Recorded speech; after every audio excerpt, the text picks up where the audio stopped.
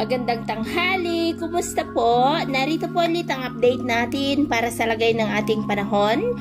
Ngayong tanghali po ng November 10, 2023 na kung saan sa ngayon po ay patuloy pa rin natin na binabantayan ang LPA na nasa labas po ng ating area of responsibility na tinawag na nga po na Invest 95W.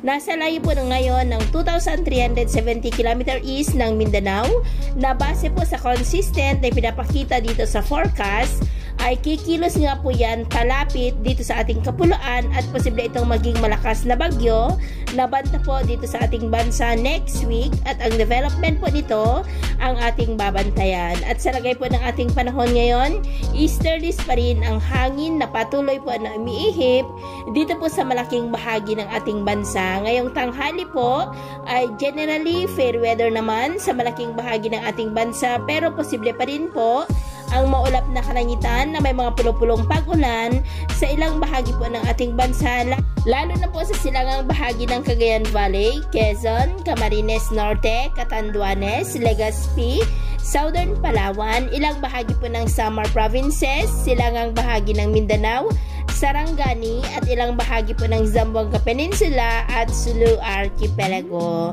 At sa susunod po ng mga oras ay generally fair weather pa rin naman sa malaking bahagi ng ating bansa, maliban lamang sa mga tsansa po ng maulap na kalangitan na may mga pulupulong pag-ulan sa ilang bahagi ng Bicol Region, Eastern Visayas, Zamboanga Peninsula, southern part ng Mindanao, silangang bahagi ng Mindanao at maging po dyan sa may southern Palawan at Polillo Island. At sa atin naman pong mga baybayin, wala naman po tayong nakataas na namang gale warning signals.